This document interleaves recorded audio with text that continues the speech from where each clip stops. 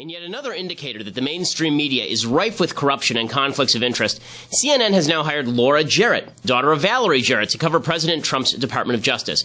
As The Blaze reports, CNN touted Jarrett's background defending companies and individuals in government investigations brought by the Justice Department.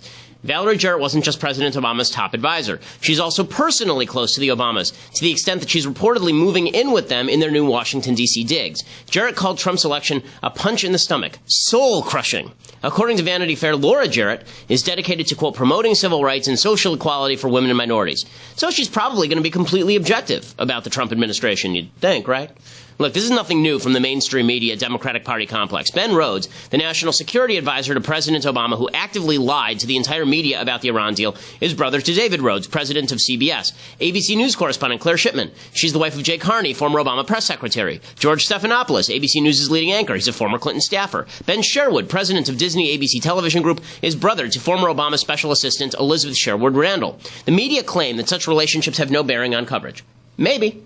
Or maybe. People with close relationships to those in power tend to favor those people in their coverage. After all, that's the entire basis of the rumors about President Trump's conflicts of interest with regard to his businesses, which are now supposedly run by his kids. Their relationship makes him more likely to act in corrupt fashion to benefit those businesses. Why wouldn't that same logic apply to the media? There's nothing wrong with assigning Valerie Jarrett's kid to cover the DOJ, but there is something wrong with pretending objectivity when it is clearer every single day that such objectivity is a figment of the media's imagination. I'm Ben Shapiro. This is The Ben Shapiro Show.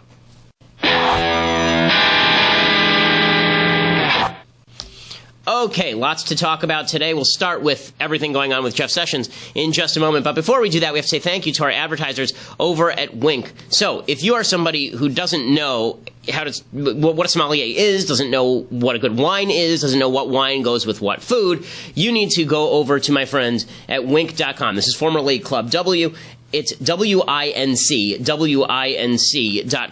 And what they do is you go there and they give you the survey and they ask you what kind of foods you like, what kind of tastes you like, and then they recommend a wine that is specifically for you, a wine that is personalized to your taste buds. And it's great if you know what your friends like and you know what they're having for dinner and you want to bring over a bottle of wine that matches what they're having and want to look like you're not an ignoramus about wine, which I am. The wine is apparently fantastic. People around the office have been drunk for months off of Wink.com wine, which is why the quality of the podcast has been so poor lately. But Wink.com is the place that you can go for that kind of great wine. Wink is offering my listeners $20 off right now when you go to trywink.com/Ben, trywink.com/Ben, WINC.com/Ben, and they cover the shipping. So you get that fine wine personalized to your palate, delivered right to your door, and it's really cheap. I mean, a lot of these bottles of wine are like $10 a piece. You can get a couple of bottles of wine, $20 off when you go to trywink.com/Ben. You get complimentary shipping right now, trywink.com/Ben. Make sure that you use the /Ben so you get that $20 discount, and also so that they know that we sent you. Okay, so we begin the day with the story of the day. And the story of the day is supposedly that Jeff Sessions is the most nefarious character that ever was. So the Attorney General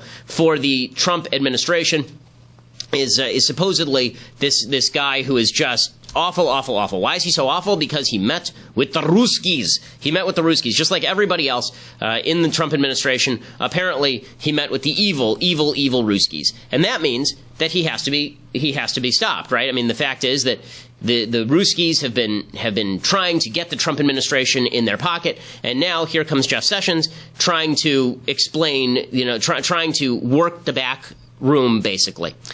Here is the problem with all of that, okay? So there are a bunch of problems with this particular set of nonsense. I'll go through the entire story from the beginning because it's a little bit confusing. So here it is.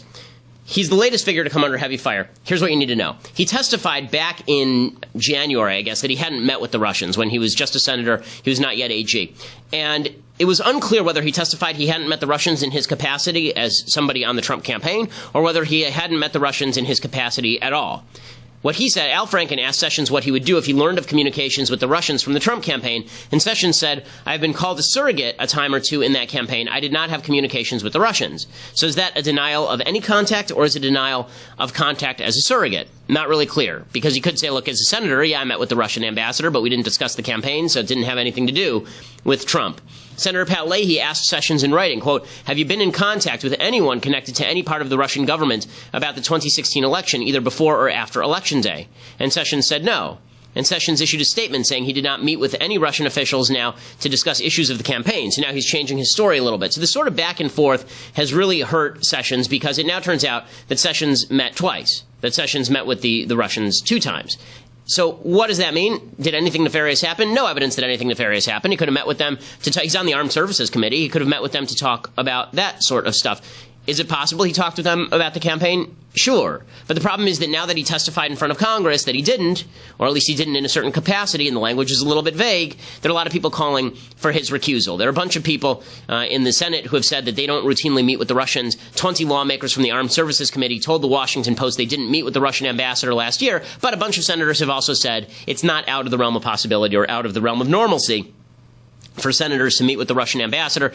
Claire McCaskill, who has said that Sessions should resign for perjury, she said she's never met with the Russian ambassador, and then it turns out she met with him in 2013. So a lot of these senators have met with the Russian ambassador. This looks like a lot of smoke and no fire. It doesn't even look like real smoke. It's just like a bunch of crap, honestly. It looks like a smear job out to get Sessions the day after Donald Trump goes on his triumphant tour because he gave a good speech to the joint session of Congress. So all the Democrats are universally calling for his resignation, and this is where the Democrats are really, really stupid. So they don't have the capacity to just, in moderate fashion, say something obvious like maybe he should recuse himself. And that would be one thing. You could say, okay, look, whether he did something good or bad or not, it doesn't really matter. Now people are going to think no matter what he does, it's corrupt, so he should recuse himself.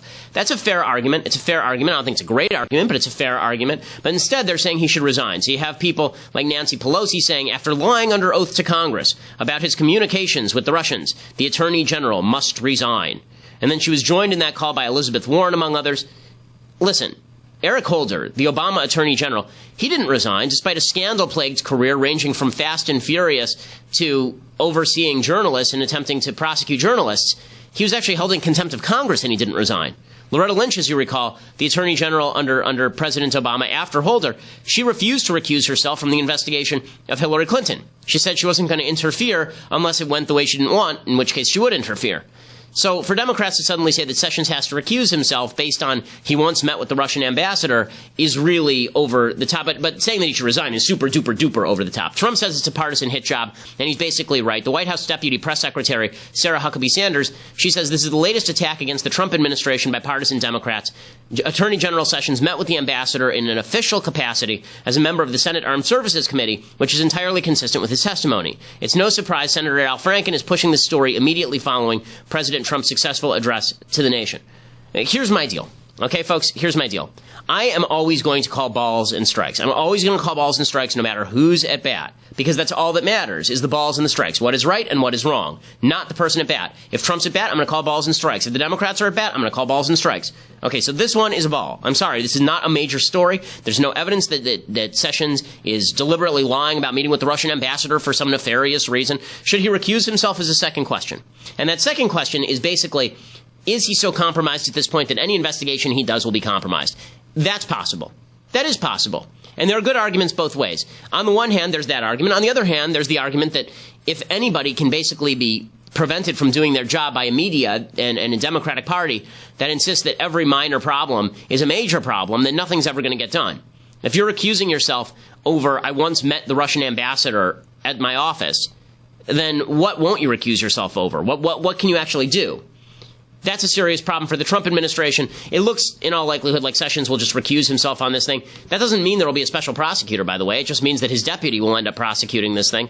And his deputy, presumably, would probably act the same way that he would, because his deputy will be appointed in coordination with President Trump by him. So, the idea that he is going to somehow not be able to have control over the investigation is just not true. As an example, the Deputy Attorney General for Loretta Lynch was that lady who refused to prosecute Donald Trump's executive order and ended up being fired. So the Deputy Attorney General ends up looking a lot like the Attorney General under whom they serve. But here's my bottom line. This thing looks way overblown, even for people like me who are suspicious of Donald Trump's relations with the Russians, because there's a lot of smoke, but we haven't seen any real fire yet. Even for somebody like me who looks at Paul Manafort and says, that's kind of weird, and looks at Donald Trump constantly praising Putin and says, well, that's kind of weird, and looks at the fact that Michael Flynn was so warm with Vladimir Putin and said, that's kind of weird. Even for me, this is a nothing burger of a story. And again, balls and strikes are all that matters. I'm not going to rip Trump for doing something I don't think is particularly wrong. That said, it's pretty clear that the Democrats are losing their minds, and they're particularly losing their minds over this moment with Karen Owens.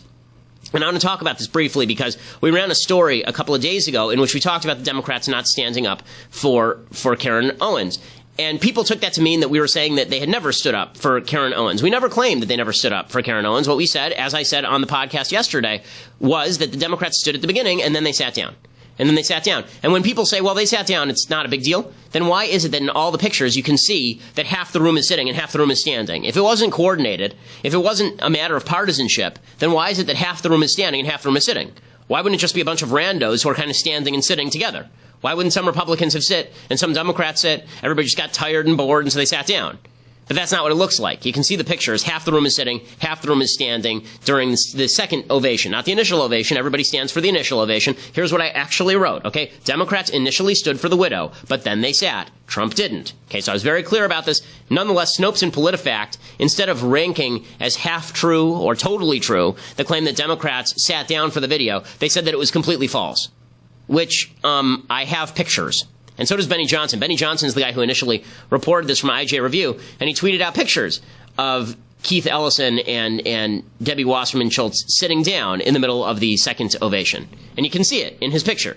I mean, I'm looking at the picture right now, right before me. And he's not the only one. I mean, they're sitting down. An entire body of the Democratic Party is sitting down. Bernie Sanders and Nancy Pelosi, by the end, are sitting down, which is exactly what we wrote in the piece. But again, PolitiFact and Snopes and the rest of these fact checkers are lefties, and so they feel the need to overreach because they're desperate to disprove the idea that Democrats made a boo-boo by not standing up the whole time, which they obviously should have. Okay, that's just one indicator of how the Democrats are overplaying their hand, but they're losing their minds in general because anytime Trump does something good and isn't a universal crap show, they begin to go crazy.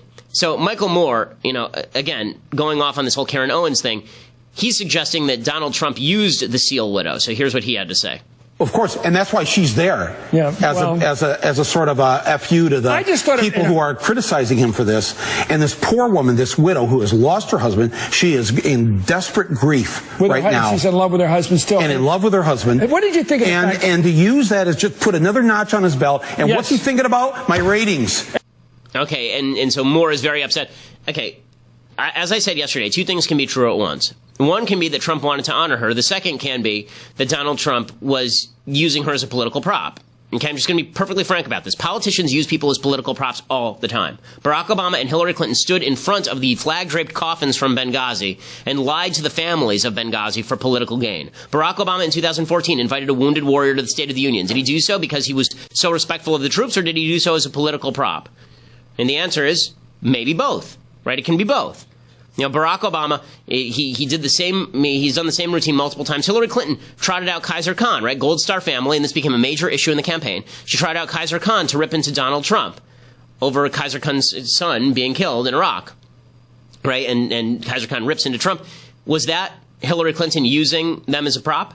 It's really funny. Every time somebody on the right brings out a family member of somebody who's been slain in the line of duty, then they're a political prop according to the Democrats. So when Republicans talk about Pat Smith, who's the mother of Sean Smith, who was killed in Benghazi, then she was just a political prop. But every time the Democrats tried out a Cindy Sheehan, or every time they tried out the Jersey Girls, from 9/11, these are heroes who cannot be questioned under any circumstances. Here is the reality. Politicians will always use people who are suffering. They'll always use victims as a little bit of political theater. They'll always do that. That doesn't change the fact that this woman wanted to be there. And I thought Mary Catherine Ham of CNN had the exact right take on this, which was, Ryan Owens' widow, Karen Owens, she has every right to be there. She has every right to feel the applause of the entire nation shower down upon her in thanks. And one day she'll be able to show her kids the tape of when their father was cheered by the entire nation at a State of the Union address. So, the Democrats are losing their minds over this. Jake Tapper at CNN, whose reporting I generally like, he also went after Trump because Trump at one point apparently had said about the Yemen raid, they lost Ryan, and meaning the military, meaning the generals. And Jake Tapper objected to this, meaning you authorized the raid. Why don't you say we lost Ryan? Why do you make it about they? It's nitpicky. They lost Ryan. Quote, they lost Ryan. But they didn't lose him. We did. We all did as a nation, and one might think that the commander-in-chief who signed off on that raid would also think in terms of we lost Ryan. Accountability and responsibility, these are important principles. Okay, so, this is a little bit of an overstate by Tapper. Let's see what comes out about this Yemen raid, whether there was actual intelligence gathered. There's a lot of controversy over that. But, trying to say that Trump is somehow disrespecting the memory of this guy, I think that's an overstatement. Mike Pence, I think, hits this right on the head. He says all of this is a great disservice to the family. Does that make you angry? You seem like a calm guy. That made me angry. And then make you angry? It does a great disservice to a great American family. And I think that that's totally fair. I mean, ripping her, and there are people who ripped her, saying that she was used and she allowed herself to be used. Again, it's her choice to be there. If you're going to rip Trump for using her, then you have to show that he used her and didn't honor her, and I'm not sure that happened. I think that's, again, a wild overstatement by desperate Democrats. How desperate are the Democrats at this point? They're so desperate that they're thinking toward 2020, and they're looking at their field, and they're realizing that their field is barren. There is nothing there. Right? Their field is just totally empty. So the question becomes, okay, well, if their field is totally empty, who will they go for? They have an idea. Their idea, Oprah Winfrey. Oh, yes, here she goes. Have you ever thought that given the popularity you have, we haven't broken the glass ceiling yet for women, that you could actually run for president and actually be elected?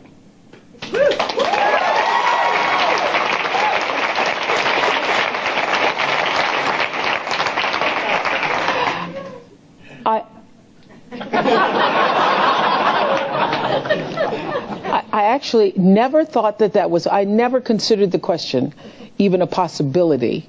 I just thought, oh. Right, because it's clear that you don't need government experience to be elected president of the United States, right? I thought, oh, gee, I don't have the experience, I don't know enough, I don't know. And now I'm thinking, oh. Okay. All right. Well, okay. Okay, so now they're talking about Oprah's going to run for president. And you knew that this is the lesson the Democrats were going to take away. They're not going to take away the lesson that they have failed to appeal to blue-collar people. They're not going to take away the lesson that they had the world's crappiest candidate in Hillary Clinton. Because here's the reality. If Joe Biden runs in that election cycle, very high probability that Joe Biden is president of the United States right now. They're not going to take away the right lessons from this. Instead, they're going to take away Donald Trump was a celebrity, and now we need our own celebrity. Because this is how political parties think, because political parties are parties of groupthink and stupidity. So it'll be Tom Hanks or Oprah Winfrey, and the Democrats are over the moon about this. And we'll get to Chris Matthew, obviously, say, well, here, say about Oprah. We'll get to that in a second, but for that, you have to go over to dailywire.com and become a subscriber if you want to watch it live. You can be part of the mailbag today. We're going to do a lot of live questions from the mailbag. So finally, your opportunity to sound off at dailywire.com. $8 a month gets you access to dailywire.com. You can watch this show live. You can also watch Klavan's show live, where you're going to have, right now we're giving away free copies of the DVD of The Arroyo, which is the fictional film set on the southern border about the drug cartels taking over the southern border and using it for illegal immigration and such. It's a very good film, and you can check it out over at our Facebook page as well. But if you want a copy of it, you can get it for free by being an annual subscriber to dailywire.com. Or if you want to listen to the show later, go over to SoundCloud or iTunes. And if you listen over at iTunes, then make sure that you leave a review. We are the top conservative podcast in the nation. So Democrats take every single lesson the wrong way. So Oprah says, maybe I can run. Now, how would Oprah actually do if she ran? Well, I think that, she'd do better than Hillary because she's not Hillary Clinton. She campaigned openly for President Obama. What people forget about when Oprah campaigned openly for Obama in 2008, she lost a lot of viewers. Oprah's entire appeal is being a not partisan person. And once she becomes a partisan person and she allows her partisanship to get the better of her, she is not nearly as popular.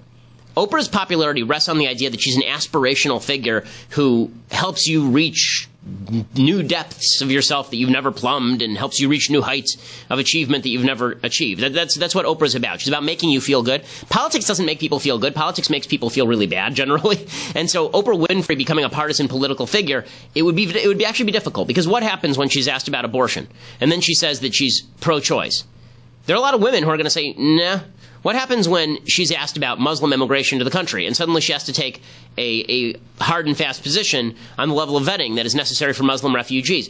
When policy hits the road, like Trump's policies, a lot of them were very flawed, but he at least had a grasp of some of them, and his figure was all about polarization. Trump was always about polarization. Trump was never a widely beloved, universally beloved figure. He wasn't Dr. Phil. Trump was always the bad guy on the show. He's more like Simon Cowell running for president than like Paula Abdul. But Oprah is more like Paula Abdul. I don't know how you square that exactly with the successful political candidacy. I think everybody thinks that she would run and she'd wipe out Trump. I'm not sure that that's the case at all, because I'm not sure that politics is a game of claws, and Oprah, when she brings out the claws, is not Oprah anymore. She actually gets away from her core brand.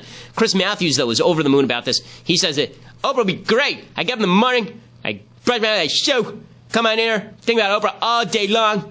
Don't wrinkle. My shirts are wrinkled. My tie is wrinkled. Everything is, my face is wrinkled. And then I come here, I talk about Oprah. What say you, Michael Isikoff? Go.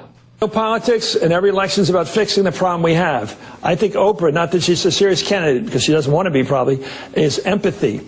Right now, we have a president who has no empathy for regular people and their problems. He doesn't connect with pain. He doesn't feel the pain of the people he makes fun of.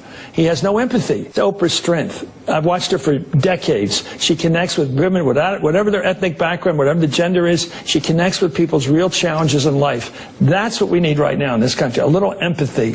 Okay, so if the Democrats think that empathy is what's going to win the day, empathy doesn't win the day in politics. It's making the other side look like they're not empathetic. Everybody already knows Trump isn't very empathetic.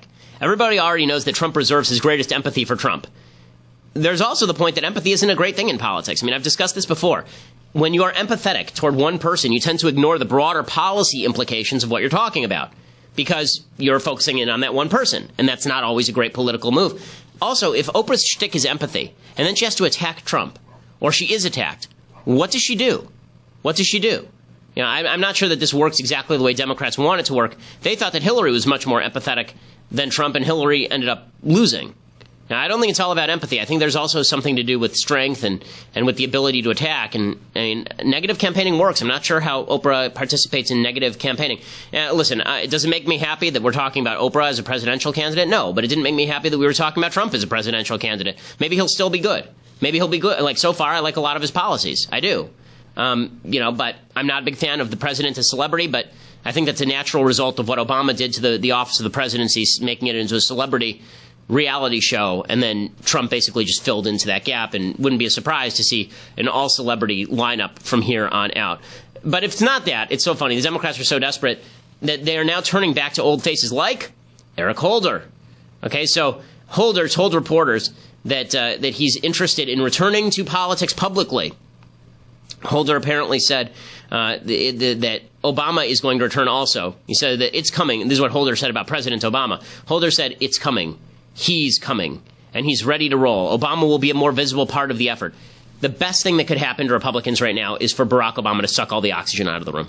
It would be just glorious, because Obama's gone. No one wants to hear from him. No one is interested in what he has to say. We just made him go bye-bye. We don't want him to come back. And when Barack Obama makes himself the head of the Democratic Party again, all he's doing is sucking all the oxygen out of the room. If he's the lead attack dog, let's say two people attack Trump. Let's say one is Obama and the other is Cory Booker. Only one of those two people can run for president. Who do you think the headlines will be about? Of course, they'll be about Obama. Obama's a much bigger political figure. And the same thing is true for Obama and anyone. The more Obama talks, the more he sucks the air out of the room for all the other Democrats. Republicans should be begging for Obama to come back, but Democrats are so desperate for Obama to hold together their failing coalition, their fraying coalition, that they think that if they just drag him out and trot him around, that's going to help. It's never worked before. It really hasn't. I mean, this idea that you can just trot it. I mean, Obama worked hard for Hillary Clinton. It didn't work.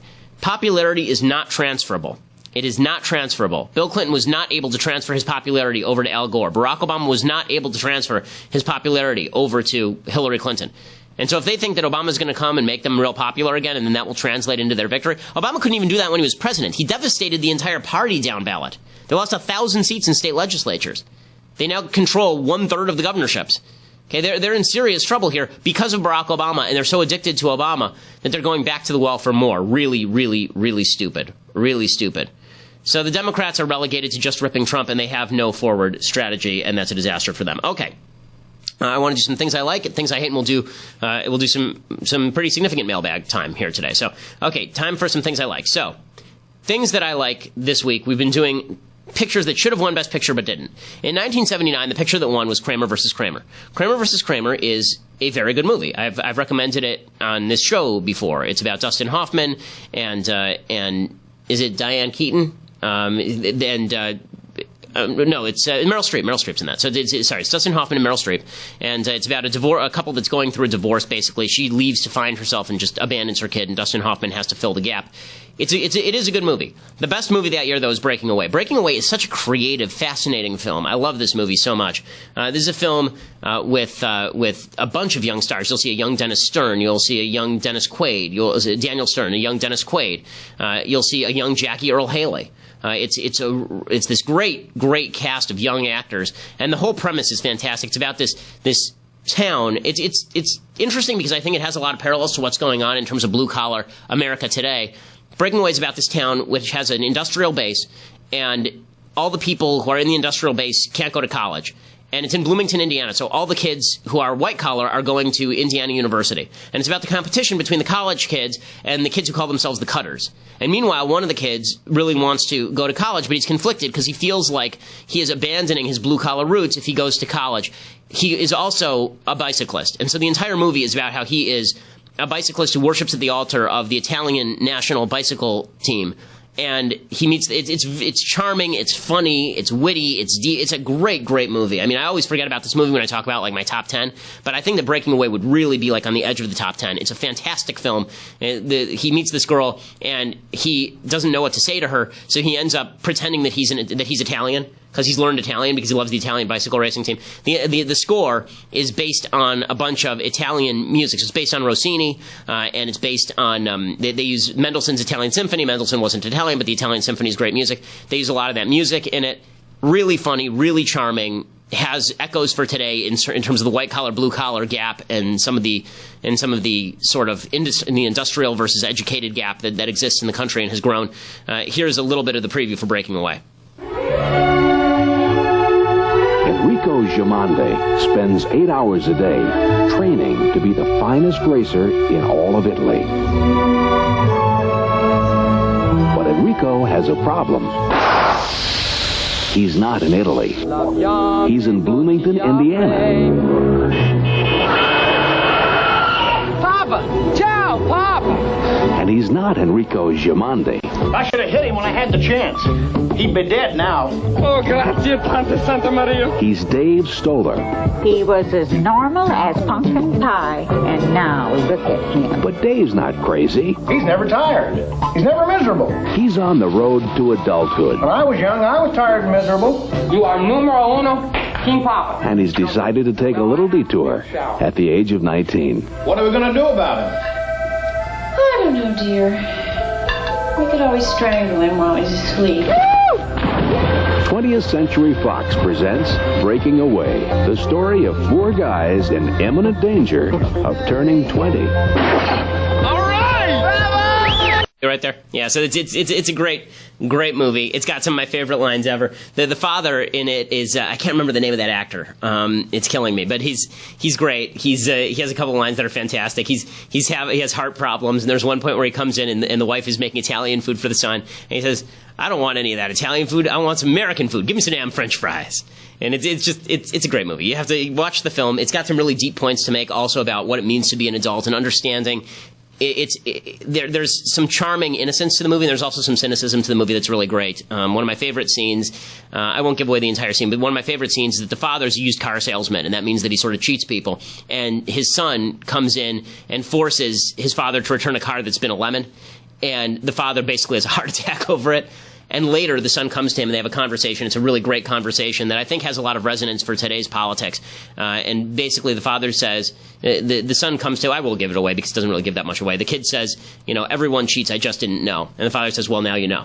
And I think there's a lot to that. And so the question is, what values are going to hold to in a world where it seems like everyone cheats? That has a lot of resonance for today's politics. I love this movie, you can't tell. Breaking Away, 1979, should have won Best Picture. Okay, other things that I like. So, out in California, there's a guy who apparently does not know how to swing a baseball bat. I mean, he comes up to a police station in West Covina, and he takes a baseball bat and he starts whacking on the windows. And you're about to see a cop, if you're subscribing, you're about to see a cop exhibit perfect tackling form in taking this guy out. It's pretty fantastic. So here's this guy, he's like hitting the windows, but with no real force. I mean, this guy should not play baseball. He does not have a lot of Dodger recruitment coming at him here. And he's, whacking on the windows and standing out there with the baseball bat. Still a dangerous dude.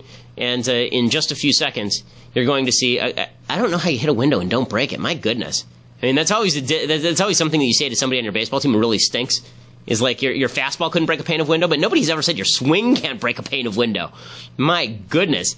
Here comes the cop going low. Boom!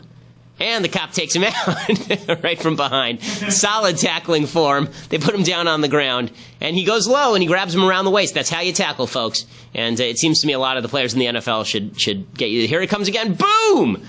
Tough Acton's in Acton. Oh, yeah. There it is. Jacked up! Okay, so good stuff from that cop. Well done, police officer, who took out the guy who can't break a pane of glass with a baseball bat. Because, wow. Okay, things I hate. Things I hate. So Amari Stoudemire used to play in the NBA, and for a while he was pretty good with the Phoenix Suns. Then he gets traded to the New York Knicks, or signs there as a free agent, and he stinks. But he is getting all sorts of flack because he says that he doesn't want to shower with a gay teammate, and here is what he had to say about it.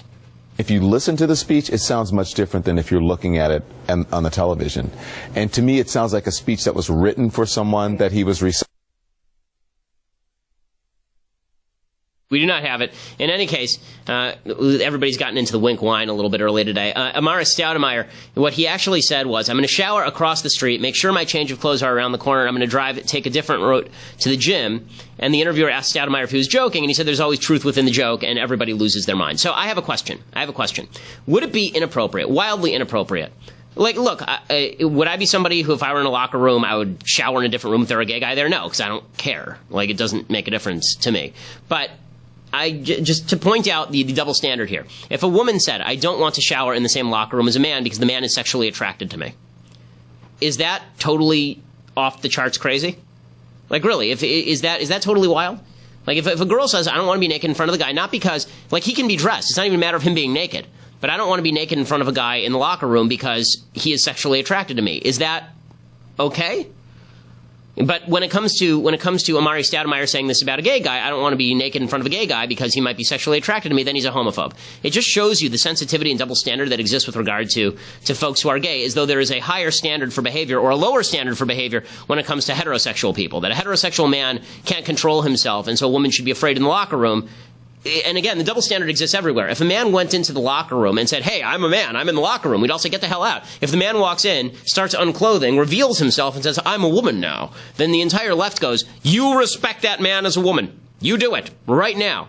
Again, explain to me the common standard that's being held here. Explain to me the common standard. There is no common standard. It just demonstrates that for the left, if you are higher on that intersectional victim scale that I talk about a lot, that means that you are given a higher level of virtue. If you're a gay guy in a locker room, we would never ever suspect you of being sexually attracted to the guys that you're showering with, which is just silly, okay? That's a silly idea. If I were in a locker room full of women, I would assume that if there were some attractive women there, I would be sexually attracted to them. I don't see why that wouldn't apply if a gay guy was in a locker room full of other dudes, particularly if they're in great shape. Like, this is bewildering to me, but it's considered totally crazy for Amari Stoudemire to say this. It's homophobic. It's homophobic. I don't see why it's homophobic to say, I'm uncomfortable showering with people who are sexually attracted to people of my gender. That doesn't seem wildly controversial to me, but again, it demonstrates that we're willing to make villains out of anyone for saying things where if we just reverse the sex, everything would immediately be called completely legitimate. Okay, time for some mailbag. Yes, so if you are a subscriber, now is your time. You can write in questions and we'll take some live ones. Okay. Juan David says, they say Hispanics will reach 28% of the population by 2060. How do you see the conservative movement affecting such growing population? Well, number one, demographic charts are always a little bit hard to do just because by 2060 is a long time away. That's a full generation away. There could be a baby boom for some reason. People could start having more babies. People in the Hispanic community could start having less babies. So there's some flexibility to that. I do think that it makes a difference in how conservatives reach out to people who are Hispanic, and that does not mean that you have to take advantage of the immigration issue and make that into your key issue. I think that a lot of Hispanic people are very much for a solid border, but it does mean that you have to be sort of careful about, for example, yelling about Mexican judges. That does not seem like a wise move, particularly. It does mean that you have to actually speak Spanish. I don't think that it is the worst thing in the world. I've been trying to speak Spanish for years. I've been failing, mainly because whenever I talk to people with whom I work who speak Spanish, I get frustrated and start speaking English too soon because, I want to communicate. But I said at the California Republican Party, I was the keynote like a couple of years ago, and I said everybody should speak Spanish, not because English isn't the language of the United States. It is, and not because people who speak Spanish shouldn't learn English, but because the message of conservatism is not restricted by language. If I could speak 80 languages, I'd want to speak 80 languages so I could speak the language of conservatism to everybody. So optics matter, modes of communication matter, and I think that Republicans should get better at all of that. John says, Ben, how would you feel about a constitutional amendment that binds the judiciary to an originalist interpretation of the Constitution? Would such a change be worthwhile? John, well, the problem with the constitutional amendment to do that is that the judiciary could just ignore it, and then how would you enforce it? Presumably it would be an impeachment, but you can impeach judges already. I mean, really, they could impeach judges for not abiding by that already. I think a better constitutional amendment might actually remove the power of judicial review altogether and reverse Marbury versus Madison.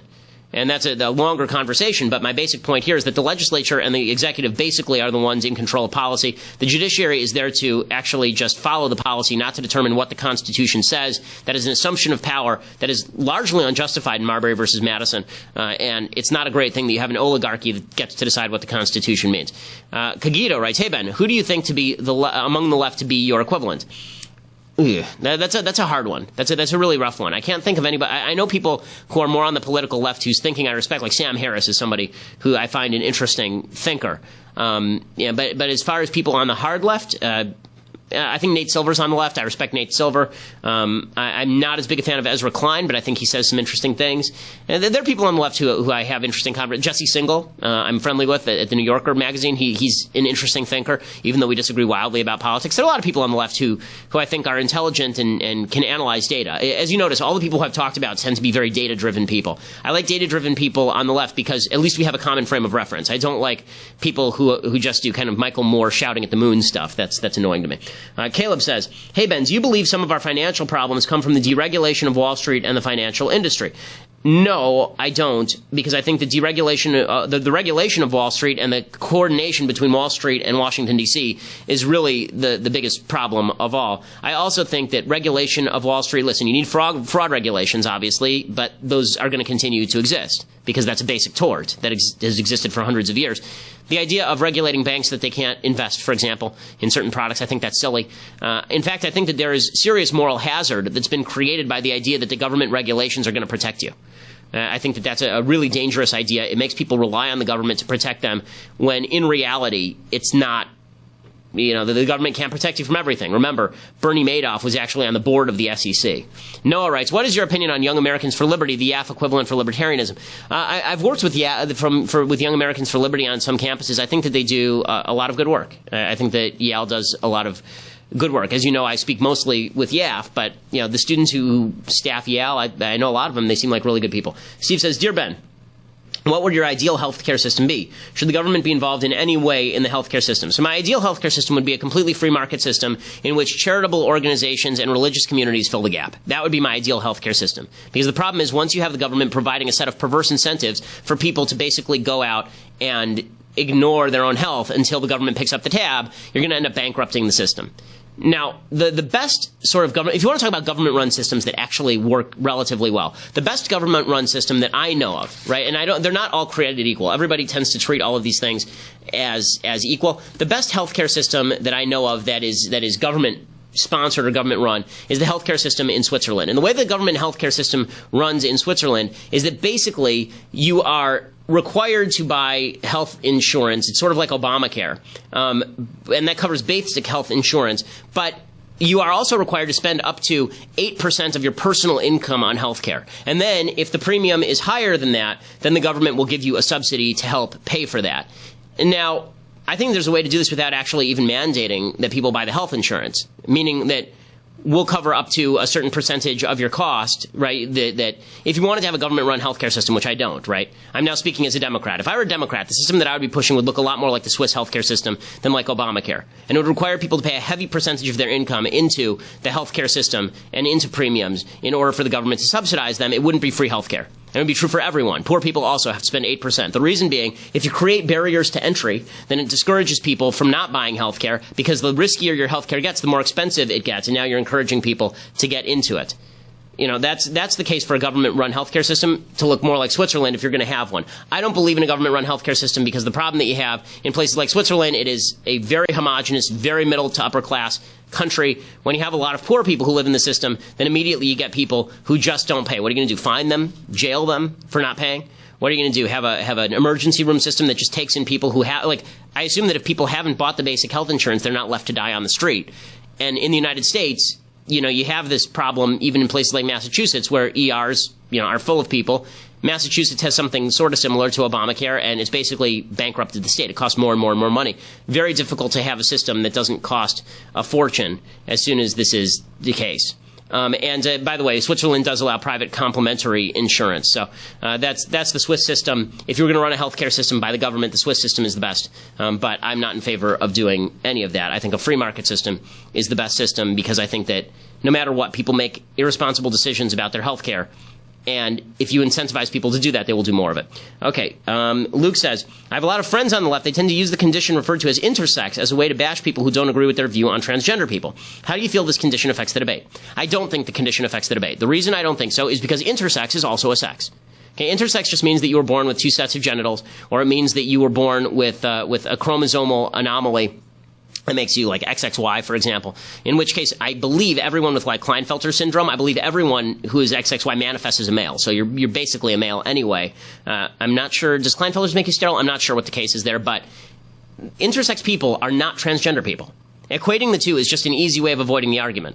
So when people say, well, you say that there are men and there are women, what about intersex people? Right, intersex people are neither chromosomal men nor chromosomal women. That does not mean you, a chromosomal man, can be a chromosomal woman.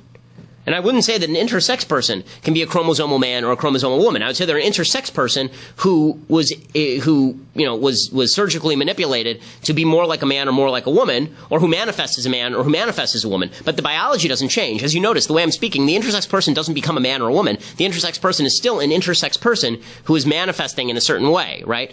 That is biology. It is not biology to suggest that just because some people have a chromosomal anomaly, that means that everybody who is XY can be a woman and everybody who's XX can be a man. That's so stupid. I can't even speak to how dumb that is. It's really, really dumb.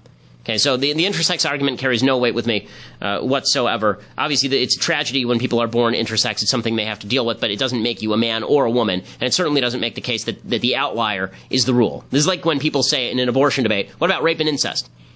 Okay, you don't care about rape and incest. You're just using that as an excuse not to talk about 99% of abortions. As I said to that girl at Ferris State in that video that went viral, if she's willing to acknowledge that all the other abortions that are not rape and incest are bad, then we can have a long, complex conversation about rape and incest. Because you're using that as an excuse not to talk about the actual cases of abortion. Well, you're using intersex as an excuse not to talk about the fact that men can't magically become women and women can't magically become men. Ben says, hey, as a conservative with a young family in LA, one of the most liberal cities and one of the most liberal states in the country, do you have any insights on the positives and negatives of living and raising children in an environment that often seems outright hostile to your beliefs and values? Well, the negatives, as far as raising kids, that they're surrounded by schmutz every day. They're surrounded by stuff with which I disagree. They're surrounded by culture that I disagree with every day. It's why, I have a religious community in which my kids grow up. It's why they're going to go to private school. I want to inculcate the values that I think are fit for my children, not the values that Michael Moore or Oprah thinks are fit for my children. And that's my decision. I mean, the benefits are that as they get older, they're going to have to be strengthened in their values or they're going to fall. So that's a risky business, raising your kid in a leftist area. But sometimes you can come out with gems because of that, because they're pressured from the outside, and that means they're going to have to learn to defend their belief system. Also, LA is great for the weather, and it's great for all of the extracurricular activities. There are a great theater scene. There are a lot of benefits to LA, but politics is not one of them. Nathaniel says, Ben, as a Christian, I believe love is one of the greatest actions to show. I plan on being a father soon and want your opinion on what you think is the single greatest value to instill in our children. Responsibility. Responsibility, honor, respect, right? They're really the same thing. But responsibility, the idea that your child is responsible for his or her actions, there is a cause and effect to life, and that what your kid does matters. Love is an important thing to show, but you're going to love your kid no matter what. I mean, parents love their kids even when their kids are being complete jackasses. So love is really not on the table. The real question is what level of responsibility you're going to inculcate in your children. And if you don't inculcate a level of responsibility, they think love is the first priority. If they think love is the first priority, they're likely to abandon responsibility in favor of love. People who abandon responsibility in favor of love end up living extraordinarily unhappy lives. Because when you're led around by your emotional chain, you're not likely to build a values-laden life that creates solidity and satisfaction. Because human satisfaction does not spring only from the feeling of love, which varies from time to time. And especially love that is unmoored to values, which really varies from time to time. Satisfaction in life springs from accomplishment in accordance with a set of values that helps you, your family, and other people. That's where happiness comes from. That's what you can inculcate in your child. Lan says, if Oprah continues to pursue the presidential office, is she in effect validating Trump as a celebrity president? Yeah, I mean, but the Democrats already did. Obama was already the first celebrity president. Obama was just male Oprah with a little bit more political know-how. So I'm not really, I think that Oprah is a little bit late to the scene. Okay, that brings us to the end of this week's mailbag, but we'll be back for more next week. Don't ruin everything while I'm gone. And if you are an iTunes listener, make sure to go over to Daily Wire right now and subscribe, because you're missing out. You could have been part of the mailbag today, but you weren't. You weren't, and you missed out. But you don't have to miss out next week. Go over and subscribe at dailywire.com. I'm Ben Shapiro. This is The Ben Shapiro Show.